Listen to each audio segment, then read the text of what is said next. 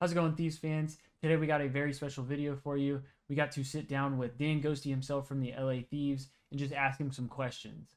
If you guys enjoy the video, please hit that like and subscribe button and let me know if this is something you guys will want to see me do in the future. With that being said, let's get right into the video. Yo, what's good, everyone? It's an honor to be here. Thank you so much for having me. Yeah, I appreciate you tuning in or joining the interview here.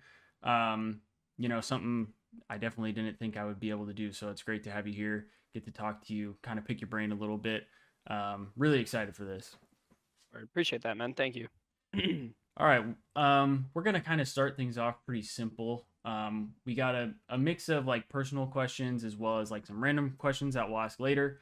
But for now, I just want to kind of focus on these personal questions that I feel like will be more catered to you, and like your time with, whether it be the Thieves or just throughout your career in general.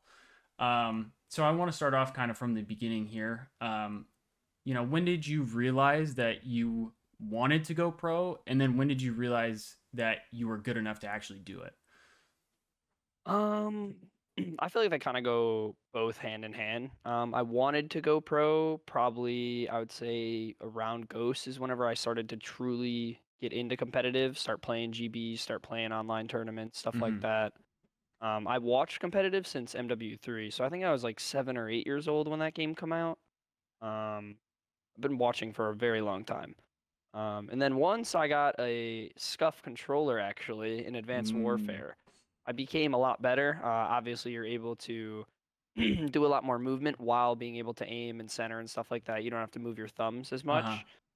And honestly, I became a lot better. It was like 2, 3, 4 times of a skill difference. And I kind of realized then that I could go pro just because at that point I'm playing in these online tournaments. You end up playing against current pros. You end up beating current pros. And it gives you a sense of confidence that, wow, if I put some more time into it, I can really do it. Gotcha. Yeah, that makes a lot of sense. So then you said the scuff. Does that mean you never really played like Claw? Yeah, no, I never really played Claw. The only time that I ever played like a irregular button combination was whenever we switched from Xbox to PlayStation, which was AW to Black Ops 3. I played stick and move, and then I played bumper jumper tactical flipped, which is an insane thing to say. That sounds like a whole combination of things. It's really not that bad though. Like you just have to use like both your pointer and your middle finger to like both point and jump at the same time. So it feels a little weird, but it's actually not that bad. I did bumper jumper a little bit in Black Ops 3 when I didn't have a scuff.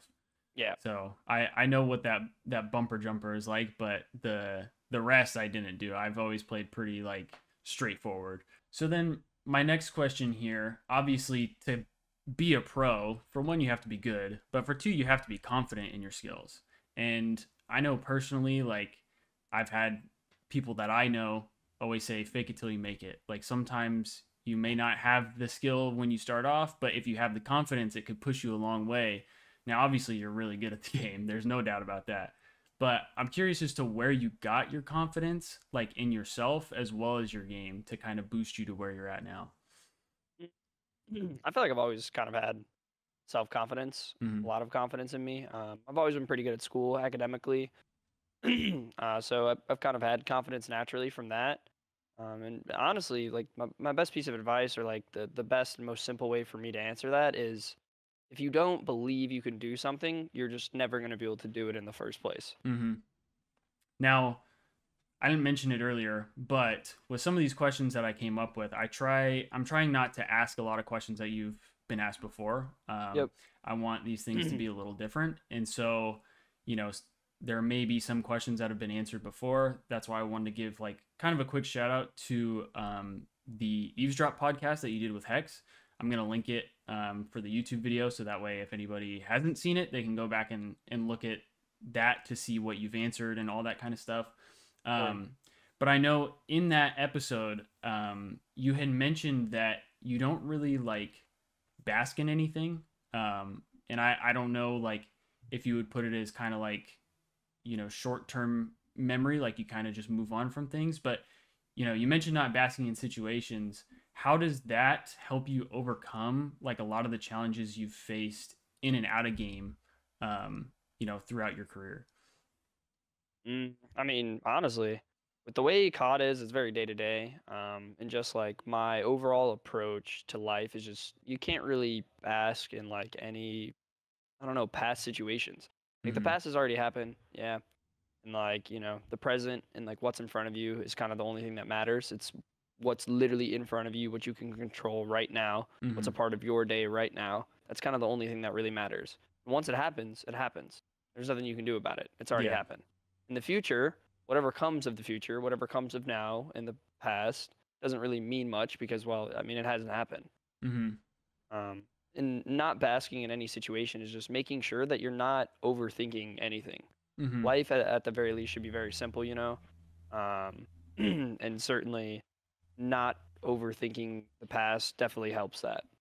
Do you do like any type of manifestation at all, or is it like kind of just, you're confident in yourself, you know where you're headed, and you know you're gonna get there?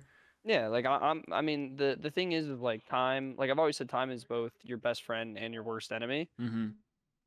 So you kind of just got to let time do its thing. As long as you stay the course, put in the work, you know, always be good. All right. So the next question I had, you Alrighty, also alrighty. you also mentioned being like you like being an underdog. It's something that you kind of enjoy feeling. What do you feel like are kind of like the pros and cons of being an underdog? Well, the pros, easiest one of all time. You're never expected to win. Yeah. So there's kind of that pressure alleviated off of your shoulders whenever you're not expected to win or the result isn't supposed to be in your favor. Mm-hmm. But the cons, obviously, you don't really have that support on social media or in the crowd, for instance, and stuff like that. And you also kind of have like this looming pressure that you have to perform Mm-hmm. because you still want like you're still a competitor and you want to win. So being labeled an underdog kind of sometimes leaves a bad taste in your mouth. Mm-hmm. But honestly, I prefer being an underdog, like I've said many times before. It's just I prefer being doubted, and the pressure doesn't really make much of a difference. But being doubted makes it that much more fun for me to prove people wrong. Yeah. Is that like a motivator for you then when people Oh, doubt definitely. you? Oh yeah. If everyone said I was the best, like I'd probably stop trying. Yeah. I mean that you could look at like Michael Jordan too. He's I think the greatest of all time, but like he Is the would goat. make up stuff so that way he would be motivated. Like he would Yeah. make up people doubting him so he would be motivated. Well, yeah. I mean, I feel like you got like once like you have to always put a chip on your shoulder whenever you're Hmm. competing because people are gonna go the extra mile when they're competing. Yeah. They're not just gonna give 100%. They're gonna give the extra 110%. You know what I mean? Yeah, and especially And that goes when for everything. yeah, like you're at the top of the top. Like they're Mm-hmm. they're going hard every single game. Like so, you got to have that little bit of an edge. That's Yep. that's for sure. 100%. There's no free wins. No, no. People right now make it sound like there's free wins and like I Hey man, we made FaZe work for it. That's all I'm saying. that dude, I mean, it could have been a 3-0. Hey, hey, hey. We won't speak of it. We won't speak of it. Things could have been crazy. They could have been crazy at that major. That's for sure. 100%. um okay, so still kind of like early on in your career right now. Obviously last year was your rookie year in the CDL. You've been playing for a while, but I'm just curious as to like what did you kind of like pick up coming into the CDL like for your rookie year? Was there anything that you feel like kind of jumped your game up a lot from challengers to the CDL, or do you think it was kind of a pretty smooth transition? Um, well, for me, it was a little bit kind of unique. I had Yeah. to kind of take on a completely different role that I was unfamiliar with. I was never really like the primary communicator, wasn't really known for my comms, wasn't really known for my objective play whatsoever. I was kind of complete opposite of that. Mm-hmm. And everything kind of shifted for me. And I am very grateful for that because it kind of opened up a whole new, unique dynamic to my game that maybe other ARs haven't had the fortune to have to do and change and Yeah. adapt to that kind of play style. So it helps me see the game in a different lens, in a different light, perhaps. Mm-hmm. And honestly, it helped me now in my current position where I still think I can become a better communicator and still kind of play my own original role that I was in Challengers. Yeah, that makes sense. I mean, OpTic is a great name to play under. 100%. And obviously, like, you got to play with some really good teammates. Oh yeah, shout out know, Brandon, shout out Kyler, shout out Ant. You know the vibe. They're a good team, to play with. Do you feel like even just playing with them, like maybe not from a coaching standpoint, but just playing around those types of guys, seeing the way they play and the way they interact with each other, would you say that really elevated like Yes. your thought process? Absolutely. Yeah, absolutely. Yeah. Obviously, you know, Ant's kind of an airhead sometimes, you know, on stream. But I promise, like in game, Ant is by far one of, if not the smartest players I've ever played with. The way he understands the game and just like, especially his unique play style and how he manages to always make it work, despite some people saying otherwise. Yeah. You know, we'll let him slide. Yeah. But like the way that pros see the game is much different than amateurs. Everything has to be a lot faster, more decisive, more fast-paced, quicker. The list goes on for the type of synonyms I could use, but the overall, just the way the game ends up playing every day, every fight, every hill, every rotation, et cetera, is just so much different, so much faster. Everything has to be so quick, and if you aren't quick, you're gonna get punished for it. Another thing you mentioned in the Eavesdrop podcast was that you were inspired by both Nadeshot and Scump. So I'm very interested to know, how does it feel to know that you've now played for both OpTic and the Thieves? Like that, I mean, obviously like Scump is not like necessarily an owner of OpTic, but he's a part of OpTic. You got to be around Scump, and then now you're playing for Thieves. You get to be around Nate a little bit. I know he had his baby, so he's been gone, but you know, yeah, being a good dad and shit. It's all good. Doing the dad things. I mean, honestly, it's surreal. I mean, I've said it a million times before on stream or whenever people ask me just about, you know, what's it like to play for OpTic, or what was it like to play for OpTic? What's it like to play for Thieves? And like, the nothing, like, you can't describe it anything short of surreal. There's no other word really to describe it either. Like, my first rookie year, my first contract, most other teams, you're getting like, in terms of like brand, you're getting like a middle of the pack tier, maybe a lower tier of brand. But for me, I was blessed to be on, you know, 2 of the top 3 brands in Call of Duty. You know what I'm saying? Very big brands, not just in Call of Duty, but in North America. Yeah. And like saying anything but surreal is kind of like selling it short, to be honest.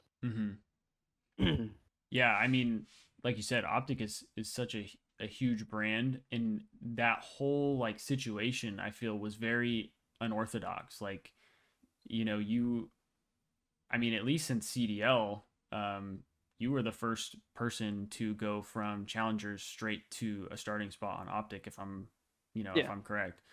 Yeah, in the CDL era. So that, I mean, that was something that I feel like was a shock to everybody. Would you say it was kind of like a shock to you as well? Well, yeah, I mean, I was literally scrimming with Florida like the day of that I got the phone call. That is pretty crazy. I couldn't imagine you being on Mutineers, like looking back. Yeah, that is where I would have been. Very, very interesting. What was the team at that point? Do you remember? I was trialing with a few teams and like teammates, but I wasn't gonna join without most of my challengers roster with how the scrims were going. Gotcha. Yeah, that would have been really interesting. You could have been the OpTic killer at that point with how Florida was. I low-key could have been. You could have been. That would have been. I would have had to permanently sign Dave Patty to like 2+1. That would have been something, man. That's for sure. 100%. So now I kind of want to ask a question. I wouldn't say this is like a personal question, but I've seen people on Twitter stating some things about coaching, right? They say that they feel, you know, coaching is not like a very big deal in competitive COD, because obviously it's not like Halo where you have a coach on the stage who's in the comms with you or anything like that. Like, you guys are still the ones that are playing. So how would you say that coaching in general, and then maybe now specifically Thieves coaching, has impacted you as a player in the CDL, like in your CDL career? I mean, coaches for the most part serve as like a good third party and like a neutral slash like objective point of view Mm-hmm. on certain issues or subjects of the team. They're going to pick up on those tendencies that you as a player probably aren't looking for and or noticing. Mm-hmm. And to be honest, like coaches are way more impactful than people give them credit for. There's a lot of auto game stuff that impacts your performance as a player, Mm-hmm. and people don't really account for that at all whenever they take in coaching. And secondly, I mean, coaches serve as a really good third party to any kind of like argument Mm-hmm. because one player could be right, but the other player could be more right. Their play could be better. Not necessarily that one play is bad and one is good, but one could just be better. Mm-hmm. And the coach can help bridge the gap to explaining why that plays better to everyone in a Yeah. more neutral, less heated way. Yeah. So then I guess kind of going back to like joining the CDL and like your player improvement, what do you think is something that you personally have improved on from challengers to now, like joining the CDL? Mm, hmm. Say communication for me is probably number one. Mm-hmm. Um, and not just in-game communication, but out-of-game communication. Um, Even though you could be right about a situation, the way you approach critiquing other people about it, it definitely matters and Mm-hmm. influences how that situation goes. And that's something that I definitely struggled with in challengers. And honestly, the second thing is just playing a lot faster. I feel as if like my overall play style is just a lot faster since I joined the pro league. Mm-hmm. And do you think the faster pace just kind of comes with reps? Yeah, I think it definitely comes with reps. You kind of just have to adapt to it. You're like, holy shit, these guys are flying. I have to fly too. Yeah. Like the thing is like whenever you're very fast and you actually take the space you're supposed to take, the game start to become the game, excuse me, starts to become easier. Mm-hmm. So we mentioned obviously you've played for OpTic, you've played for Thieves now. Um, in both were two completely different situations, right? Obviously, OpTic was what a top, at least top four team, I would say, when you joined up, and the Thieves are on a brand new rebuild. You know, um, very different situations. Definitely. How would you say the pressure was joining OpTic versus joining Thieves, and which do you feel like was more pressure and why? Obviously with like like what you said, LAT is rebuilding. Mm-hmm. OpTic just plays fourth at an event. There's way more pressure on joining OpTic, like just from those circumstances alone. I was replacing someone who is very good at the game, Mm-hmm. someone who was an IGL, something that I was not before. Mm-hmm. And I was kind of stepping into shoes that I was unfamiliar with. Way more unfamiliar than this territory where I am with Thieves. Yeah. So for me personally, it was a lot more pressure with OpTic. Although not to say playing for Thieves, there's still an underlying bit of pressure, Mm-hmm. but I've already had that like underlying bit of pressure when I played on OpTic. So it's Yeah. not something that I'm not used to. And to be honest, I kind of enjoy it. Yeah. Because Very, very grateful to be playing for Thieves. well, I mean, as a Thieves fan, I'm glad to have you here. I I Thank you, didn't man. say it earlier, but I mean, honestly, like the second we found out that especially Octane was retiring, because I know that was kind of like the first big announcement from the roster. Right away, I was like, we got to get Ghosty. Like, if OpTic doesn't resign him, we have to get Ghosty. So I was super excited to see when you joined the team. I'm not meaning to glaze, but just really, No really, worries, bro. really stoked to have you join the team. And the reason I asked that question was because I feel like as a Thieves fan, and seeing, like, talking with other Thieves fans or seeing what other Thieves fans are talking about, um, obviously you go from having this championship level team that brought the Thieves several championship wins, and then hmm a champs win. That's a big deal for the history of the org. hmm And now they have this full reset of a rebuild, and so these fans are like itching to get back to that point. And that was where I wondered if that pressure kind of played in, of like if you felt like you have to try and perform to that level, or if you were taking it as like, this is rebuild, we're going to do what we came here to do, and you know, we're going to take the steps incrementally to see like down the line, this is where we want to get to. Yeah, I mean, I'm a very logical kind of guy. Mm-hmm. So I'm not gonna, believe things that are not true or, gas up things to not be true. Yeah. So I think about it very similarly, like how you just said, incrementally. Yeah. Obviously, especially with any new team, for the most part, you're not just gonna outright go and win an event right away. Mm-hmm. Especially if you're not keeping like core 2 or 3 the same. It's just not how chemistry works. Yeah. Especially not in the league. You got people who, you got core 3s that have been placing very good for forever. Yeah. You have multiple core 3s, multiple core 2s. Mm-hmm. So to be quite honest, like to expect to win right away is just foolish of you. Mm-hmm. But to think that you can't improve is also foolish. You Yeah. have to be able to improve incrementally, and there has to be steps forward. And if those steps aren't being made, you kind of have to do, roster changes, whatever, to make sure you're making those steps forward. Yeah, absolutely. So then my last personal question here that I have for you is just what were your initial thoughts when you joined LA Thieves? Well, I won't go too much into the off season yet. It's not a full year yet. It's not a full year, Yeah.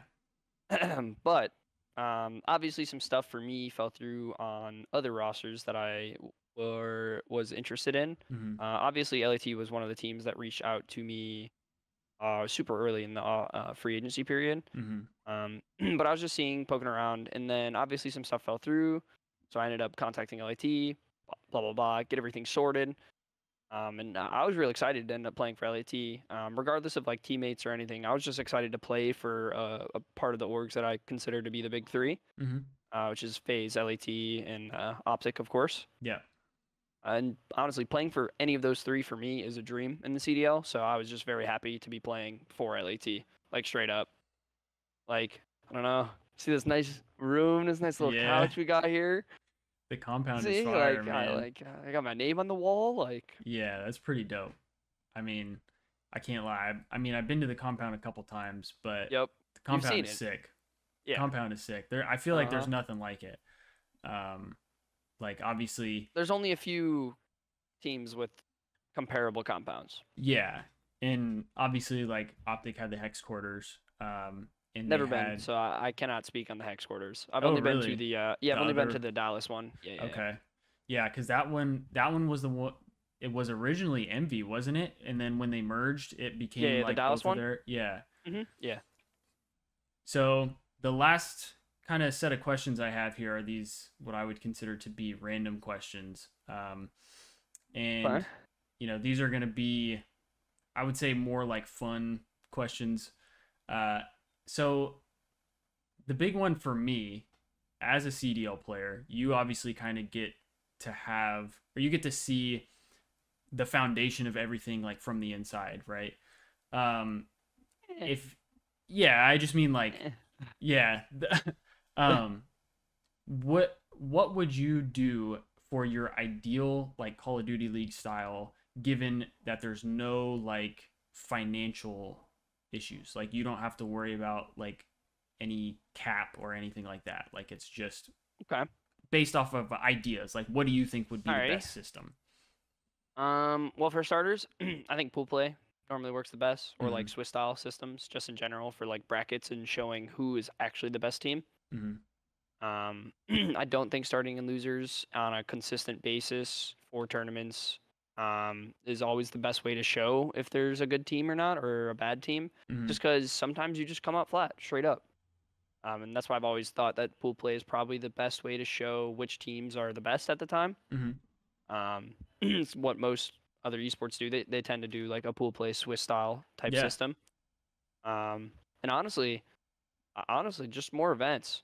Like more events, obviously events in cooler places, and by cooler I don't mean like the places that we go currently aren't cool. Yeah. Just more so, I've never been out of the country, right? I've never been to Europe. I've only been to Toronto. Yeah. I would love nothing more than to go to fucking UK or like France or Germany or Belgium or I don't know, where else have they done stuff?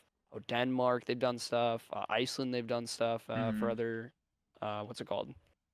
Esports. Yeah. Like I feel like there's just, if there were no financial limitations, the possibilities would be endless, and it'd be super cool. Yeah. That would be like my ideal, is like a pool play Swiss style type system. I guess 7 to 8 events, somewhere like that, and then around the world. But Yeah. obviously there's so many financial limitations nowadays with that kind of stuff. Yeah. And that's why for me I felt like this was more of just like a for funsies kind of deal. Yeah, for fun, 100%. Because obviously there's so much stuff that like could be done, but you know, with the financial barrier, like that does make things more difficult. Yeah, like it would be lit to go to like Copenhagen and have an event. Yeah, like I mean, Valorant did or whatever. But like, we can't do that shit. Yeah, like I feel like at least not until there's like more teams like in the league, Yeah, or 100%. in the league, however you would put it. But I definitely feel like having events, like really big events in a variety of different places, would be insanely dope. Yeah. Obviously, like that was something the CWL I feel like did pretty well. Like maybe it wasn't as global, but they still had a good amount of events in a variety of different places. They still had UK events, like and I know with the UK crowd, everybody says the UK crowd is insane. So that talk about an event like that would be wild. Yeah, UK event would definitely go hard. But I definitely think like pool play should absolutely be in, because like you said, some teams just kind of like start off a little slow, and you know, if you're in losers bracket, I mean, even if you're in winners bracket and you start off slow, like that kind of messes up your whole weekend, really. Yep. Like, you know, if at that point it feels like you're just kind of working on an uphill battle, when like you could have placed really high coming into the tournament, but if you have a slow day to start off the tournament, like now it completely changes the way your path is going to be. Yeah, 100%. So I definitely agree with the pool play. I think that is necessary, which that I feel like funding wise shouldn't be too big of a deal, but only 12 teams doesn't really work. Yeah, there's just not enough teams right now. That's the unfortunate part. Yeah, 100%. So my next question here is, obviously we talked about so far when it comes to CDL wise, you know, you're on year 2. So you haven't really professionally competed in many CODs. What would you say would be the one Call of Duty game that you wish you could have competed in, like when it was the game to play? Advanced Warfare, easily. Advanced Warfare. My best COD. Yeah. My best COD for sure. So I guess this is another take on the question here. Would you have wanted to play as you now against the players then, or play as you now against the players now, but in Advanced Warfare? Oh, that's a good question. A lot of the players I played with in Advanced Warfare are players now. Yeah. I don't know. I would probably rather play the current players. I mean, current players. Yeah, very respectfully. If there was no age rule, everyone would have got their pockets ran. You guys would have been running it up, dude. Yeah. Simp 18 and BO3. Good luck, everyone. Yeah. Speaking of like different like games, if you had the opportunity to basically like make your own Call of Duty game, and you could take whether it be like mechanics or weapons, maps, I guess kind of like play styles in a sense, and build it into one Call of Duty game, what games would you combine, and what like aspects would you want in it? Let me think about that. Let me give you a real good answer here. If I could combine certain aspects of any COD games, for starters, AW movement, nice and easy. I would say BO4 weapons and or weapon balancing, that kind of style, having multiple weapons in the meta, and snipers. Snipers without strong aim assist. Shout out those. We love those. And then whenever it comes to maps, I was actually thinking, so naturally I want to say BO2 maps because all of them are very good, but they don't really have enough verticality. So I want to say like BO2 with like a BO3-esque kind of verticality, where they're accounting for the fact that people have jetpacks and can, you know, jump 30 feet in the air. Yeah.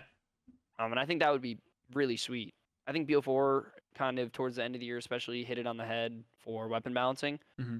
And I think between AW or BO3, you're gonna get some good movement, some good movement skill gaps. Mm-hmm. And then maps, yeah, you know, you can kind of choose really any of them. I think BO2 had good maps. I think AW had a good set of maps. I think BO3 had a good set of maps. Even BO4 had a good 80% of maps. Yeah. Never liked Stim. Never liked 5v5. Not really a fan of those concepts. Yeah. Just don't really like them. Mm-hmm. Not to say they're bad in any way. Just not really a fan of them. Yeah. And I think that'd be my perfect COD. I think we're sorted. I mean, Sweet. that sounds like a pretty good COD, personally. All right, thank you. This is a question that, like, I feel like me and my friends have kind of like debated in the past.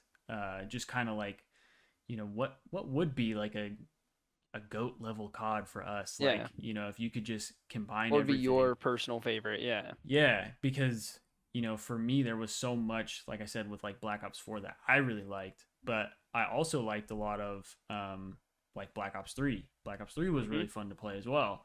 Yep. I didn't play much Advanced Warfare, but I know a lot of people said like competitively it was really fun to play. Very.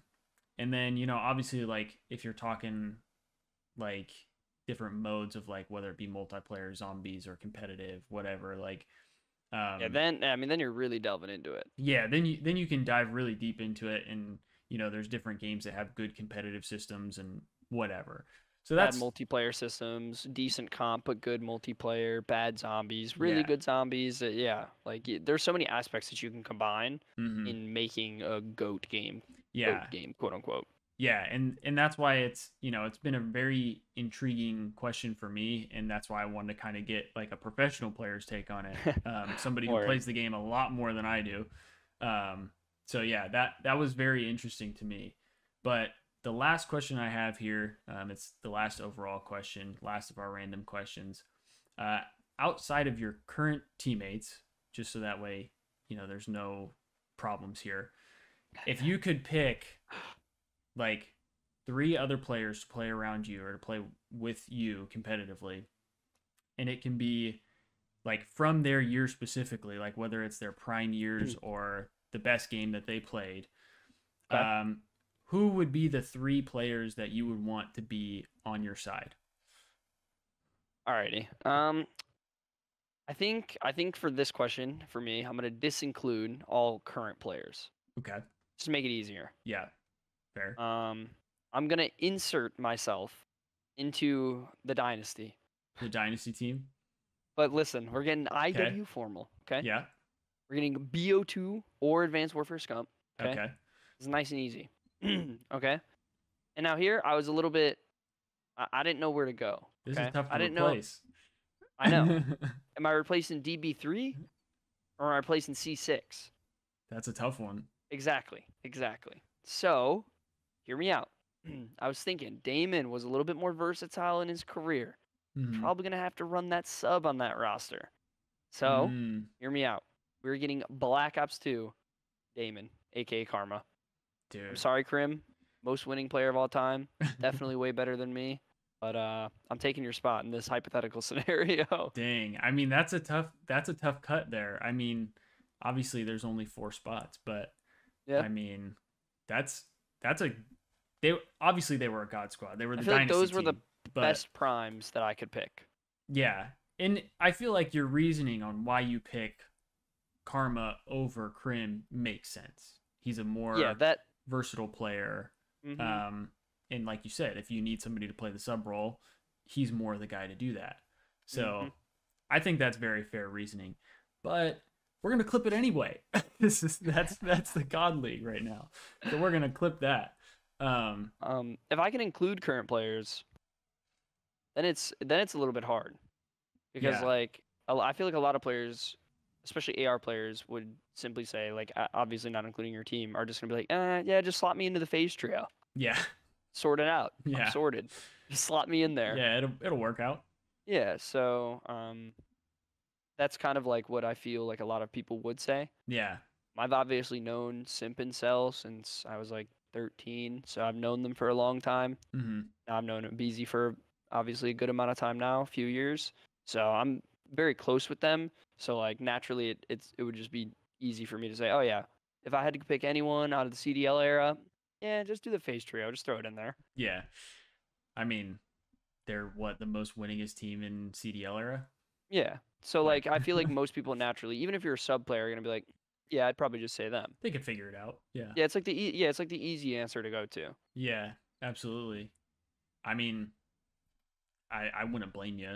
Like as much as a Thieves fan, I don't like FaZe. I respect how good they are. Like, yeah, it is what it is. You gotta respect game. Yeah, 100%. You gotta respect game. Game is game, and they got it. So, yeah, you know, can't blame them for being good. It is what it 100%. is.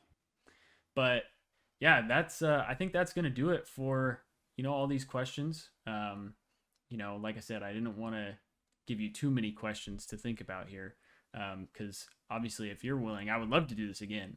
I think this is really cool. I know I had a lot of fun, something that I've never done as an interviewer. So this was a new experience for me. But definitely glad to have you on, and I appreciate you joining in and being here today. So that I really appreciate that. Yeah, of course, man. Thank you for having me, and thank you for taking the time out of your day to listen to me talk about bullshit. No, I didn't take any time out of my day. I had the day off, so this was a free day for me. Fair enough. But yeah, that's gonna do it for this video. Let me know in the comments if you guys have any other things that you guys would like to hear from Ghosty, or you would like to hear from any other players. Like I said, this is something hopefully I can do again. And I appreciate everybody who tuned in and checked it out. If you don't follow Ghosty already, why not? You should go follow him. I will tag him in the description below. And, be on the lookout for these next coming Thieves matches. I know these guys are going to fry. So, yeah, I'm really excited for that. You guys should be too. Appreciate everybody who tuned in, and we will see you guys in the next video. Peace.